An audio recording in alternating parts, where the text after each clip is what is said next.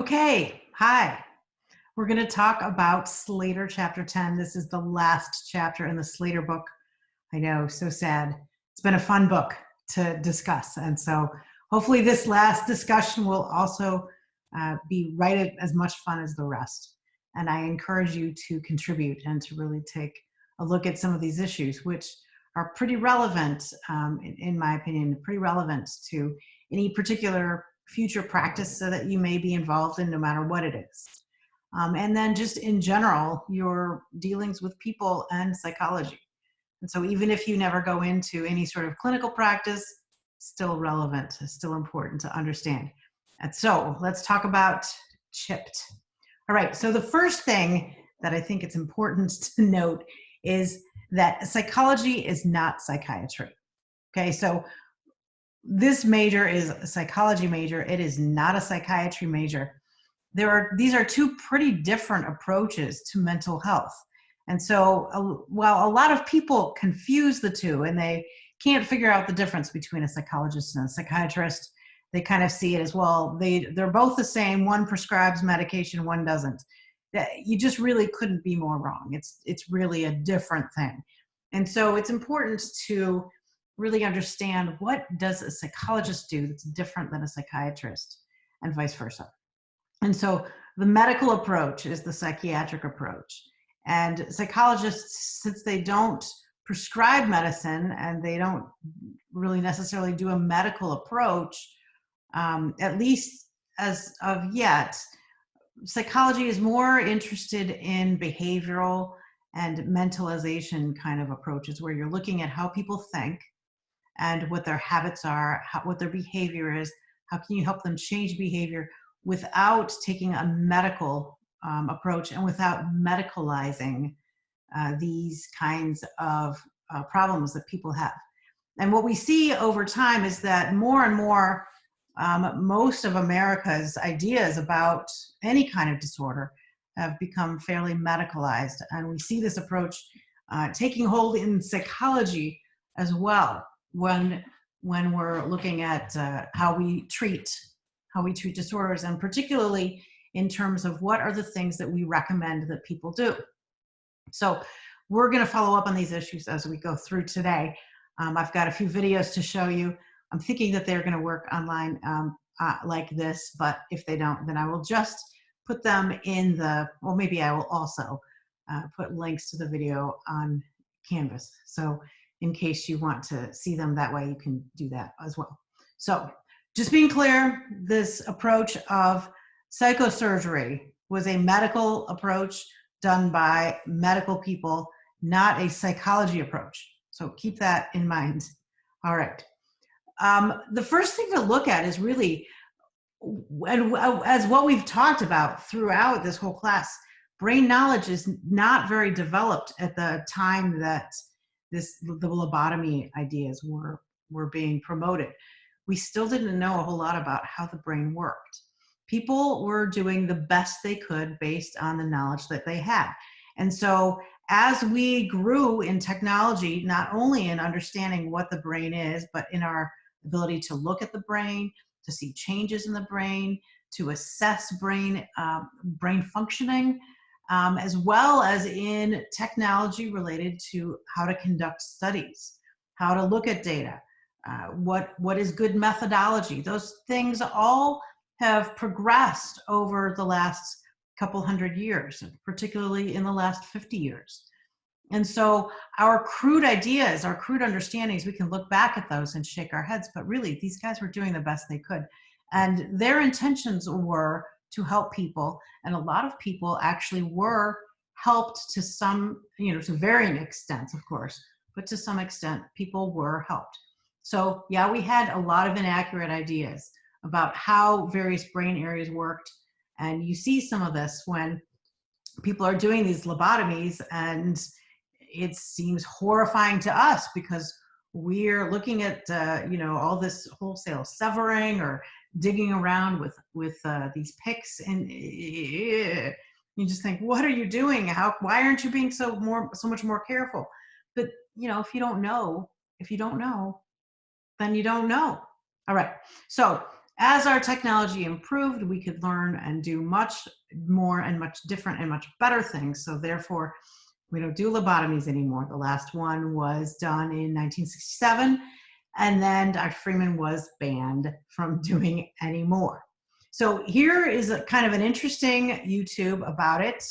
Sorry, you have to hear about Phineas Gage again. You're probably tired of it. I'm tired of it. Science can be complicated. And I don't mean all the math that's involved or the jargon or the fact that you can do an experiment a dozen times and not get the same results twice. I'm just saying it can be dicey. Like we've told you before about Fritz Haber, the chemist who developed the technology that made fertilizer possible and helped feed millions of people. Except he didn't use his discovery for that. He used it to invent chemical weapons. In a similar way, most of the innovations that make all of modern spaceflight possible were developed to make ballistic missiles for Nazis. Now, when you think about it, the science in these cases was totally benign, neither good nor bad. But sometimes the things people learn from scientific endeavor can lead them to conclusions and applications that turn out to be just, well, wrong. There are few better examples of this than the work of Portuguese physician Antonio Agás Moniz. Moniz pioneered a surgical procedure that, to his peers, was remarkably effective at treating many kinds of mental illness. It came to be adopted by neuroscientists, surgeons, and psychiatrists around the world, and especially in the US. But it soon proved to be, at its best, irreversibly destructive, and at its worst, inhumane. And yet, Moniz was awarded the Nobel Prize in Medicine for it. It's quite possibly the most regrettable Nobel Prize ever awarded, because Moniz was given the prize for developing the lobotomy.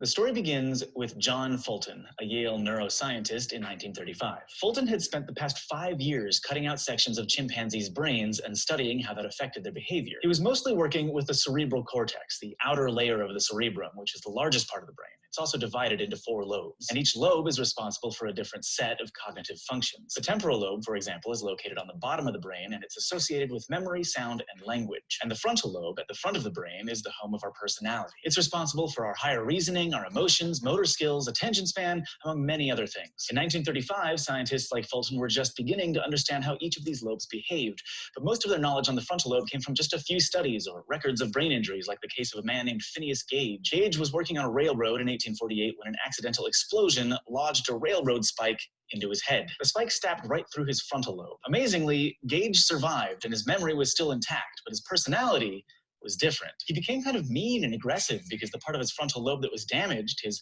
orbitofrontal cortex, was the part that's responsible for emotions. And Fulton found that his results were similar when he removed the orbitofrontal cortex from chimpanzees. He performed this procedure on 2 chimps named Becky and Lucy, and they quickly began exhibiting inappropriate behavior, defecating on the floor, throwing temper tantrums, generally just acting out of control. However, when Fulton removed their entire frontal lobe, they became more docile, relaxed, calm. Fulton presented his findings at the 2nd Annual International Neurological Conference in London in 1935, and in attendance was Antonio Agás Moniz. Now, in some ways, Moniz was a true Renaissance man. He was a medical professor who served as the ambassador to Spain during World War I. He was a successful legislator who wrote a series of popular books on human sexuality, and he was a flamboyant socialite who threw lavish parties and designed his wife's evening gowns.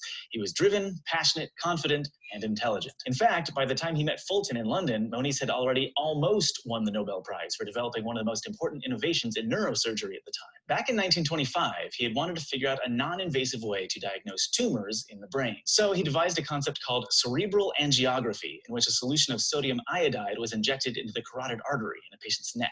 The solution would then flow into the brain. And since sodium iodide can't be penetrated by most kinds of electromagnetic radiation, it rendered blood vessels opaque when viewed in an X-ray. And this allowed doctors to find problems in the brain's blood vessels caused by tumors and other obstructions. Moniz's technique was a huge breakthrough in brain imaging, and it laid the foundation for methods we still use today to diagnose conditions like aneurysms. Moniz was nominated twice for the Nobel Prize, but was thwarted, some historians say, by a jealous Nobel chairman. But when Moniz saw Fulton's presentation on chimp research, he became newly inspired because in addition to his work on brain imaging, Moniz had spent years working with severely depressed, anxious, and schizophrenic patients. And he had developed a theory, not based on any empirical data, that mental illness was caused by malfunctioning synapses or connections between brain cells in the frontal cortex. He believed it was these bad connections firing over and over again that led to obsessive thought patterns that tormented many of his patients. However, Moniz had no way of identifying which individual synapses were supposedly malfunctioning. So He proposed a procedure based on Fulton's work to destroy the nerve fibers, also known as the white matter, that connects the frontal lobe to the thalamus, the structure deep in the brain that receives and relays sensory signals. By severing that connection, Moniz believed he could cut off the frontal lobe and its broken synapses from the rest of the brain,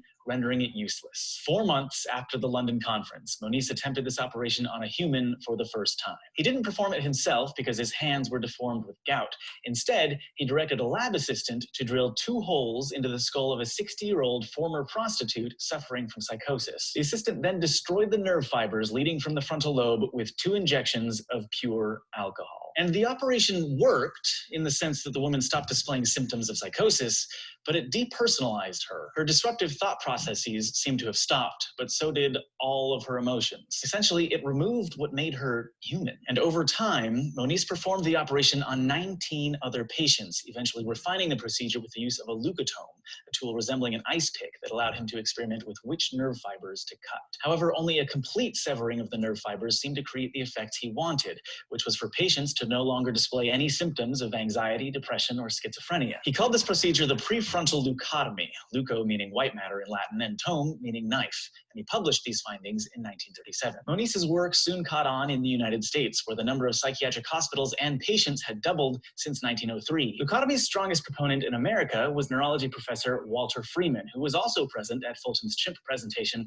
and had corresponded with Moniz as he performed his experiments. Freeman and his assistant, Dr. James Watts, performed their first leucotomy on a Kansas housewife who suffered from a mood disorder. And after the surgery, her mood swings stopped. Subsequent testing showed that her memories were intact, as well as movements and interactions with people. However, the doctors also noticed that her personality was essentially gone. While no longer impaired by her mood disorder, she was fundamentally impaired in many other ways. She simply existed. In the ensuing years, Watts and Freeman standardized the leucotomy procedure and renamed it the standard lobotomy. They published a popular book about it in 1942, and after World War II ended and thousands of soldiers returned to America with post-traumatic stress disorder, the number of lobotomies performed a year grew from 100 to 5,000. The procedure became kind of a catch-all solution at American psychiatric hospitals for a multitude of symptoms, including disorientation, insomnia, anxiety, phobias, and hallucinations. Different versions of the procedure branched out as well. The standard version gave rise to a transorbital lobotomy, in which a thinner version of the leucotome was pushed under the eyelid and into the frontal lobe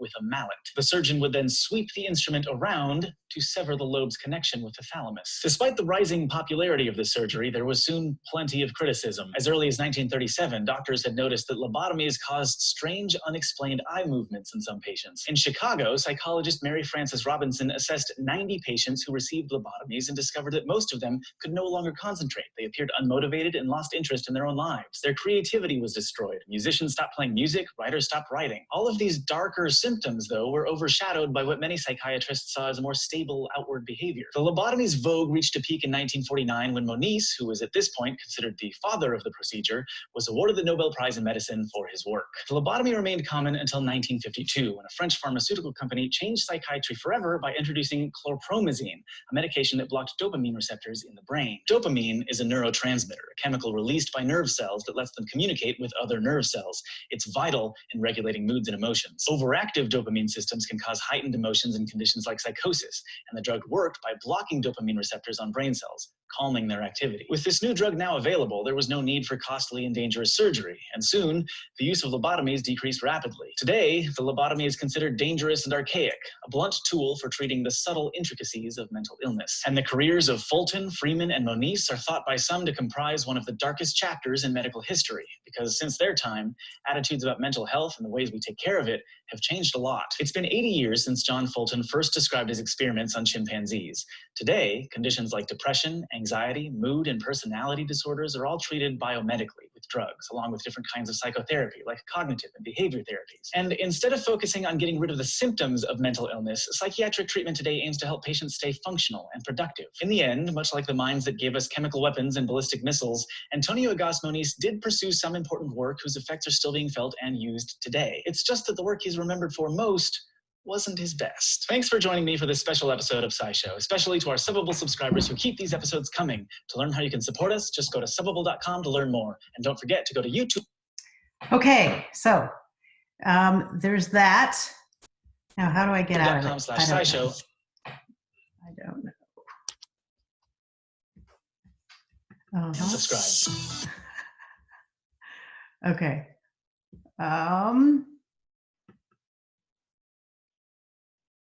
Okay, I'm hoping you saw that. I'll double check. All right. Anyway, and I got out of the screen because I didn't want to like distract you from the video by me sitting here, because you can't sit here and be completely still, and any movement is going to distract you. So, like the housewife in Kansas, I just existed off screen, right? Okay. Anyway, so next thing, the issues that come up really are about informed consent. How much do you know about the treatment? So how much can you really inform a person about a treatment if you don't know all of the things? People knew the best that they could know at the time, but the idea of, something being stuck under my eyelid, hammered in with a mallet, and then swept around. Okay, no, nope, just nope. I don't think that people knew enough to really provide excellent informed consent. You can only, provide informed consent to the limit of your knowledge. And so you got to think about, do we really know all of the things that I wish I knew about particular treatments that we advocate for these days? Other issues that come up, is substituting one brain dysfunction for another one okay, ever? What if a person chooses to have one dysfunction versus another? They say, like the woman in the book said, I had OCD. OCD was it a woman? No, I'm forgetting. Anyway, OCD was horrible, and I would rather have anything but OCD, right? So obviously not all of the outcomes were bad for lobotomy. Obviously there were some good ones. It's not an all or nothing issue. And here again, we look at one of the problems with medicine as it's practiced, which is it is not individualized. When we look at a randomized controlled trial, what we're saying is this is a bunch of not individuals. This is a group. And overall, the group does better or not. And then we apply the group outcomes to individuals. But there are things that are individual that may impact whether or not that intervention works for us better or worse than the actual intervention worked on a group level. And so as we aggregate data, there are advantages to this, but there are also disadvantages. And so we have to keep looking at the individual and thinking, what is important about the individual in terms of treatment? What are the biological variables that are unique to this individual? And what impact do those biological variables have on a biological treatment? Okay, so again, it's thinking outside the box. It's thinking bigger. It's not just looking at a randomized controlled trial and saying, oh, well, the results said yes, so go. Or, oh, the results said no, so no. It's more than that. It's being able to examine those randomized controlled trials with an eye towards the research methodology and with an eye toward what are they not telling us? What do we not know? Okay, so when we're thinking about knowing about the treatments we're advocating for, this is a complicated issue, and it's probably a lot bigger than a lot of us want to think that it is. It's not simple. It's not small. And so thinking about how this applies to current psychiatry, current psychology, are we substituting one health problem to cure another health problem across the board? What are we doing? Okay, so here is an interesting story about this woman's mother's lobotomy. It's written. And so I'm going to add this link in to the same announcement that this recording will be on. And so you can read through that. It's very, very interesting. She talks about how she was young, raised by this woman who seemed crazy. And nobody would talk about what was going on with mom. And it was only after her mother died that she was able to go back and figure out that her mother had had a lobotomy. And so it kind of talks about her life and her experience of her mother. And very, very interesting. I think you guys will like that. Okay, here's another video. Some of its review of what we've talked about in terms of lobotomies, but it takes a little bit different tack at the end. Very interesting, and I think you'll enjoy this one as well. I will perform transorbital lobotomy on 10 patients within an hour. In the 1930s, a new brain surgery, like the one portrayed here in the movie Francis, was brought to the United States, the lobotomy. Only a little more dangerous than operating to remove an infected tooth. It was performed on mentally ill patients all over the country. Lobotomy gets them home. Hailed by the media as a miracle cure. Life magazine, the New York Times, Time magazine, they loved it. Lobotomy was felt to be mainstream science. It wins the Nobel Prize. But more than 40,000 surgeries later, the brutal truth about lobotomy would come to light. They were basically going in and mushing around brain tissue, and unfortunately, in many cases, leaving patients worse off. 7 decades later, a look back at the lobotomy story shows how far our understanding of the brain has come and how far we still have to go.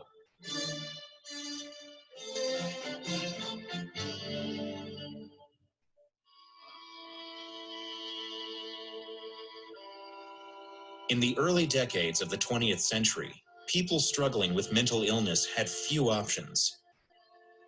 Families were at their wits' end, didn't know what to do with people who had lots of mental symptoms. Institutions were very overcrowded, and the treatments were very, very difficult, like hydrotherapy, where people would be immersed in water, insulin therapy, where the doctors would make the patient's blood sugars go down to zero and they would have seizures.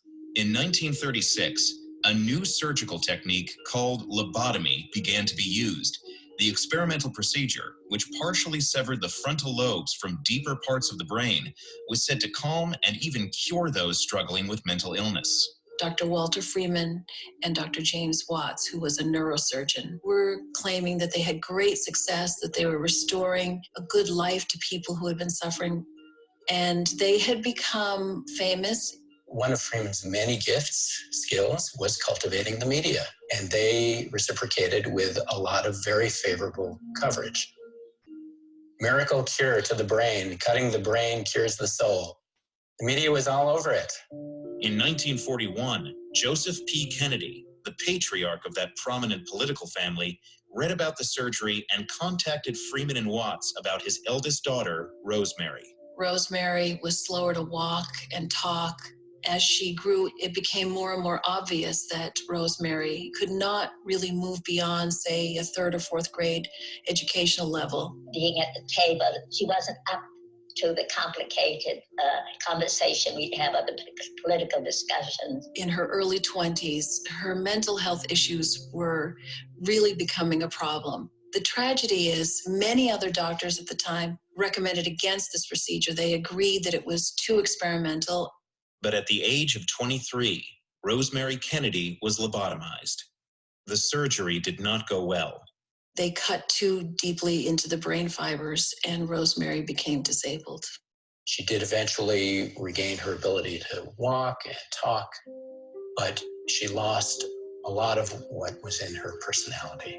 It should have been a terrible setback for lobotomy. It wasn't. With Rosemary Kennedy's failed surgery hidden from the public, Freeman would ultimately break with his surgical partner and take the procedure even further. The simpler approach to the frontal lobes through the roof of the orbit. Inspired by an ice pick from his kitchen drawer, Freeman would use a surgical pick to enter the brain through the patient's eye socket. He claimed that this could be done by anyone, anywhere, in a matter of minutes. And to prove it, he took his new procedure on the road.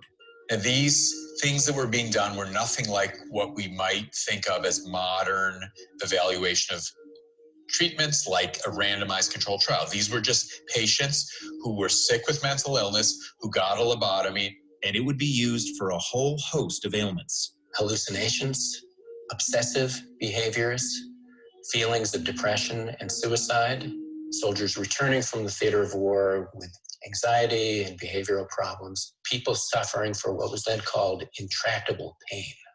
Arguably, one of those patients was Anna Ruth Channels. Channels had suffered from severe headaches for several years, and Dr. Freeman was sure that a lobotomy was the cure. Carol Duncanson is Anna Ruth's daughter. Walter Freeman promised she would just be happy. Everything would be fine. And who wouldn't go rah-rah for that when you're hurting so badly? Dr. Freeman lobotomized Anna Ruth when Carol was 3 months old, and in a cruel twist of fate, her headaches were gone, but so was almost everything else. When they brought her home, she did not know how to do the activities of daily living, even the most basic things like toileting and bathing. My aunt taught her from the very beginning. She wasn't the mother that I would ever describe as being motherly. Carol says because her mother was unable to care for her, that she and her sister would spend part of their childhood living in a series of foster homes. I'm told that Dr. Freeman went to West Virginia and interviewed my mother after the lobotomy, and that he considered her outcome excellent. That's probably the most insulting thing I've ever heard. In the mid-1950s, treatment for the mentally ill would begin to change dramatically as antipsychotic drugs came on the market. They weren't perfect. They had a lot of side effects, but they worked for a lot of people, which left lobotomy in an interesting place. I mean, why would I burrow into someone's brain if I don't have to? But some still felt that lobotomies were indicated. One of those people was Walter Freeman. There was a number of children who received lobotomies at Freeman's hands. He recommended lobotomy for a young boy who was having trouble in his family, getting along with a stepmother. In 1967, Freeman would be forced to stop performing lobotomies when one of his patients died while having her third operation. In all, he had done more than 3,500 surgeries in 3 decades. He died in 1972, but his radical procedure had taken hold in popular culture. There's only one little operation they perform here. It's on the brain. It's called a lobotomy. I think the way culture has dealt with lobotomy might be in sort of a simplistic way. Evil doctors experimenting on patients and creating all this havoc and disruption. A great legacy of lobotomy would be to understand why lobotomy was so exciting at the time. People were enormously upset about the mental illness that they saw that they couldn't treat otherwise. They were excited about the possibilities of new technology. I think we can see how many of those factors are still at play today. While people struggling with mental illness now have more choices, from new medicines to the more unconventional, like the use of LSD for post-traumatic stress disorder, for some, the treatments still don't work. But with the Brain Initiative, scientists are hoping that advancing technology will help them understand the brain in ways once thought unimaginable. President Obama unveiled a $100 million initiative today that seeks to map the brain in unprecedented detail. We probably know about 1% of what the brain is doing. The brain is incredibly complex, has 100 billion neurons, untold trillions of connections. So particularly when it has to do with higher cognitive functions like feelings and thinking and emotion, we really do not have a very good understanding of that.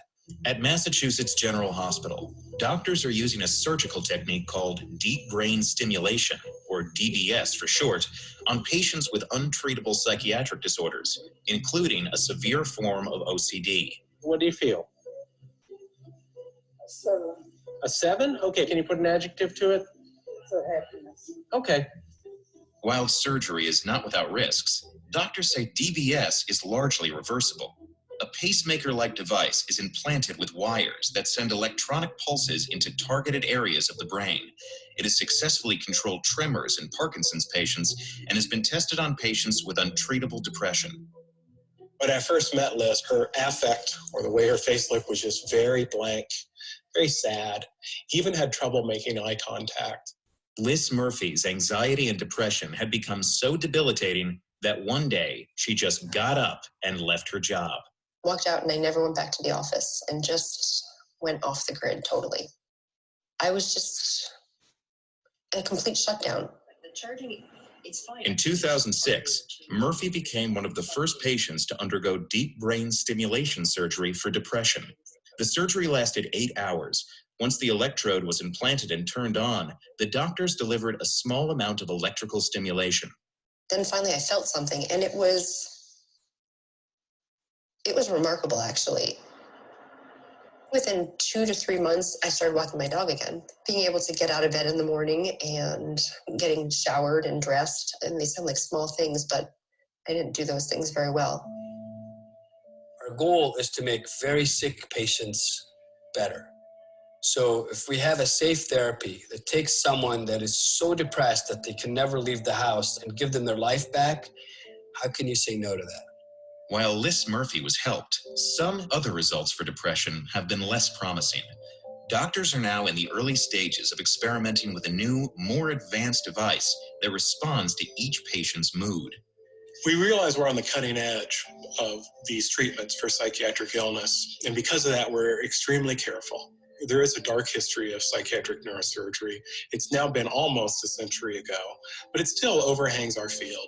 But I really want to emphasize how far we've come. Our challenge, I think, as a medical community is to not get over-involved in the fact that it's psychosurgery. Let's try to evaluate it scientifically as best we can.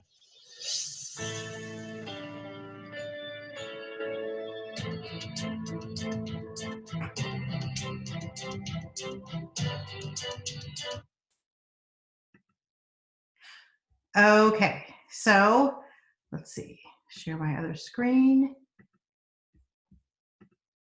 Okay, so very interesting, this deep brain stimulation idea, looking at, again, this idea that this seems like something great.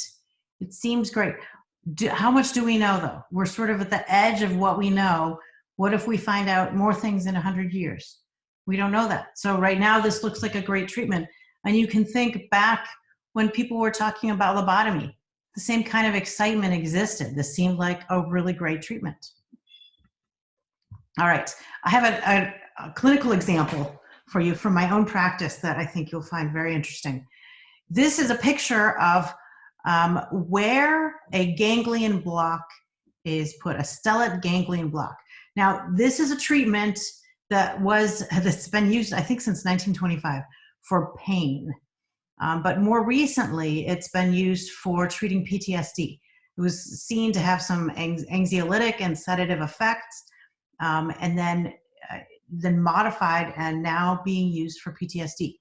As of yet, the research on it is iffy. The research is not clear because there's not a ton of research.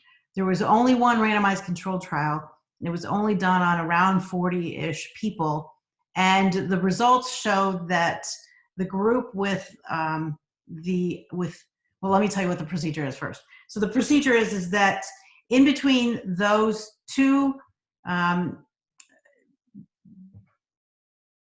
of the spine, oh my gosh, my brain. Okay, anyway, C6 and C7. So you insert a needle around there and you inject some anesthetic. And so the idea is that anesthetic will inhibit your sympathetic nerve endings. Sympathetic nerve impulses that go to your head, to your neck, and to your upper extremities. And they believe there's a connection to your amygdala as well. So the idea being it sort of resets your limbic system, per se. It kind of helps somehow blocks some sort of nervous system connection that has been involved in continuing this sympathetic nervous system stimulation that becomes chronic in PTSD, this sort of like always feeling revved up, always having this underlying anxiety. And so when they ran the randomized control trial, they looked at blocking with anesthetic, and then they used just, okay, brain, salt water. I had it before. Saline. They used just saline. And so what they found was that both groups were reduced in their anxiety. And there wasn't a lot of statistically significant difference between the two groups. And so then they said, well, we don't know if it works or not. But that's really different than saying that it didn't do anything. And so it did seem to improve symptoms. Great. It's just that the only problem with the randomized anxiety or with a controlled trial was that the saline also seemed to improve symptoms. And so with only 40 people, it's kind of hard to say what we're doing yet. That's the only randomized controlled trial that I believe has been done yet on this procedure for PTSD, and that was done in a military population. And so there may be some limitations on how well that's working. Here's the clinical relevance here is that I had a patient who went and had this done. And so this patient has had chronic PTSD, chronic anxiety, panic attacks, just like the whole across the board misery with PTSD. This client is around 50 years old. PTSD, chronic PTSD from a childhood of maltreatment and abuse. And so this client went to Chicago to have this done by the physician Eugene Lipoff. Eugene Lipoff had been involved in PTSD treatment using the stellate ganglion block in the beginning of when this was first started. And he has since modified the procedure somewhat, which he now calls the Lipoff block procedure. And so the stellate ganglion block was, some of the clinical evidence was, they were saying maybe effective in 70% of the patients. Again, it's sort of like clinical by report. It's not randomized control data, which may be just fine. It's still empirical, and certainly randomized control trials have many flaws. So you can't just throw it out just because it's not a randomized controlled trial. Sometimes you should throw out randomized control trials because they're done so poorly. Anyway, so Lipoff has modified the ganglion block to be the Lipoff block procedure. And what he says is that it restores the fight or flight brain to the pre-trauma state. So, and you can read a little bit about that. There's the website if you're interested in what he's done. So the experience of my client I found fascinating and really hopeful. So he had this done. The procedure takes like very, very little time. It's like 5 minutes or so. And so he flew in one day, he had the procedure the next day, he flew home the third day. Very, very simple. He said it costs about $2,000-ish, I think, which, for a treatment like this, you could have physicians charging more because people with PTSD are often desperate. On the other hand, Medicare does not cover this because it's considered it's considered experimental, and it is not the use of anesthetics that is in the book. And so it's sort of like it's off book. There's a word for that today. It must be today. I'll come up with those words tomorrow and I'll text you all, right? Okay, anyway, so this is interesting. And so my client's experience of it was he went in, he had the block. He had it once. You're going to watch a video where the person has it twice, but he had it once. He said he could tell right away that it worked. He said when he was fully recovered, he said it took maybe 5 hours or so for him to feel like he was really back to being fully recovered. And he said it was just the most astonishing thing he'd ever experienced. He said he felt entirely calm. He'd never felt so calm in his entire life.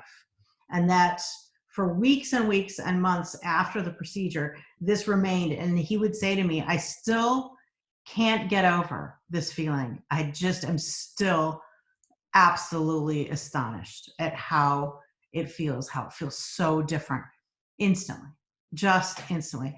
And in therapy, what happened was we could then work on things that were different than what we were doing before. Because what we were doing before was so geared toward just managing life. And now he could deal with some of the things that come when you don't have to, number one, manage your anxiety all of the time, or have the drain of energy that it takes to manage anxiety all of the time. Anyway, this was just amazing for him. And so, although, there's cautions on doing these sorts of things, his experience was a fantastic experience. Again, you can look at this and you can see the excitement in these procedures. Oh my gosh, look, it worked. It's marvelous. It's amazing. And when you look at his websites, he says, this is so interesting how his website is so extremely positive. And so he says, breakthrough PTSD treatment, symptom relief in 1 hour, So, look at this kind of connection to this is going to work for you. It kind of sounds like, when you look back at old treatments and they'll say symptom relief in 1 hour, and you think, oh, please, doesn't anyone get it that that's nuts? But here, he's advertising it this way. And this was pretty much my client's experience. Yeah, symptom relief in 1 hour. Yeah, that happened. Okay, so here's this video of this person who, where's my cursor? Gone. Okay, I don't know where it went. Okay, so let's see if we can find my, nope. Oh, here, no. All right, I don't know what happened. So I will give you the video and you can watch it later. All right, so here are the issues to think about and put in your discussion or your thoughts, anything. These are important things to think about. What side effects are tolerable? You have a treatment, what are the side effects? Can you identify what the side effects are? And are they tolerable if the treatment works? And who decides? Like we know about therapy, in terms of therapy, there are some side effects to therapy. Sometimes in a marriage, when one spouse gets therapy and the other spouse doesn't, that results in the marriage falling apart. Maybe that is because one spouse got healthier and she no longer would, or he would no longer put up with being mistreated. Maybe it's because one spouse felt like they were advancing in their life and the other wasn't, and they dropped them. There are lots of reasons for this, but you want to really think about what are the side effects of the treatment I am doing? Do I really understand them all? Or am I just sort of blithely going along thinking, oh, everything's wonderful. This will all work. It's all flowers, daisies, butterflies, right? It's difficult. Secondly, it's difficult when we're looking at a drug to really understand side effects before the drug is released to the public. This is just what happens. The way drug trials are run, people do really a pretty good job of doing a randomized controlled trial for drugs. And they have a lot of people involved, but even a lot of people, even 10,000 people in your cohort looking at this drug isn't enough to understand how side effects work. And so we've seen this over the course of many drugs where they're released to the public, they seem safe, the randomized controlled trials say that they're safe, but then when they're used by millions, all of a sudden we see particular side effects cropping up here and there. And so these are things to consider. Drug trials don't necessarily give you enough information to be able to say with confidence that there are no side effects or there are very low side effects or that certain side effects don't happen. We also know, based on data, that drug companies sometimes do cover up evidence, and sometimes they do cherry pick data to support whether or not their drug works. And so we saw this, Irving Kirsch in the early 2000s showed this when he used the Freedom of Information Act to acquire data about Prozac, and looking at all of the data that was not reported, that was not as favorable to Prozac as the data that was published and released to the public. And so when you look at all that data together, then what you see is there's very little difference between Prozac's effect and the effect of placebo. It's about 10% over placebo. And so we know that that also happens. Vioxx is another example of a drug company trying to cover up or minimize a particular drug's potentially harmful side effects. Sometimes people really believe in what they're doing and they have such a bias that they don't see the relevance of a particular side effect, or they don't take enough care to acknowledge that there may be problems that they don't want to see. And this happens. And so you want to think about this as you're working in any sort of clinical work, whatever that is. For example, say somebody's depressed or anxious. Do you want to recommend potentially harmful treatments? Is it not at first do no harm? Is that also an ethic that you have? And then if you're working with a psychiatrist and their job is to recommend psychiatric drugs.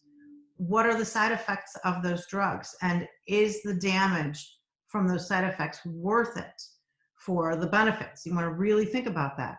And one thing to think about is we know that sleep and exercise are very effective for depression and for anxiety. We know they work.